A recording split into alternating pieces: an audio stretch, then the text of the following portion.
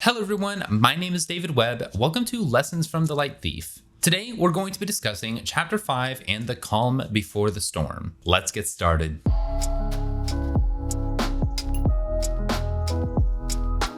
Welcome back everyone to Lessons from the Light Thief, the video series where I go chapter by chapter through my first book, The Light Thief, illustrating writing techniques by showing you what I did well and what I did poorly. For a more detailed description, be sure to check down in the description below, but for now, we are going to go ahead and get started. Today, we're talking about the last chapter before the inciting incident, Chapter 5. You may have noticed that this video is a little on the short side. That's because the point of the chapter is very simple. It's Anaya's farewell scene to her family. She's not going to see most of them again, and it's really the last moment in Anaya's life of anything that really looks like normal. Her first encounter is with her brother.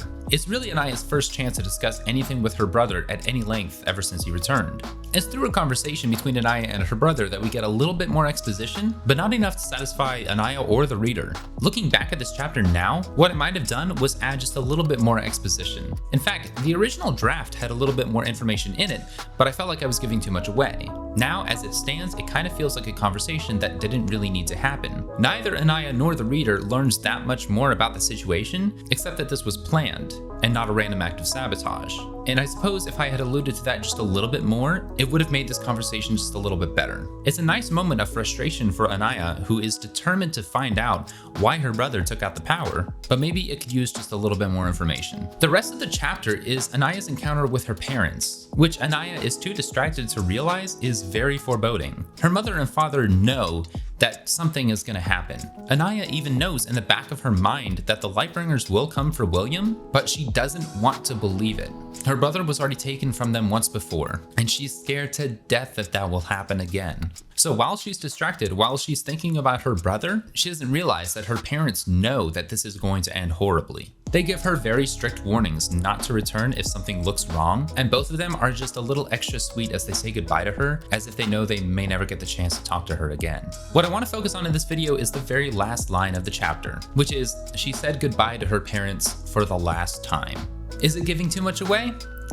I don't know. I personally like little lines like this when used sparingly. Also, if it teases something that happens way on down the line, I'm not a huge fan of it. It's really kind of showing your hand to the reader. But when it's something that happens in the very next chapter, like in this case, I'm okay with it. Also, it's not exactly clear what's going to happen. Are her parents going to die? Is Anaya going to be kidnapped? There's a number of reasons why Anaya may never see her parents again, but I wanted to solidify in the mind of the reader that things are about to change. These little cliffhangers like this are powerful because it keeps the page turning. The reader never has any point in the story where they feel comfortable putting the book down. The question of what happens next is going to be in the back of their mind, always demanding that they pick up the book and read the next chapter as soon as they can.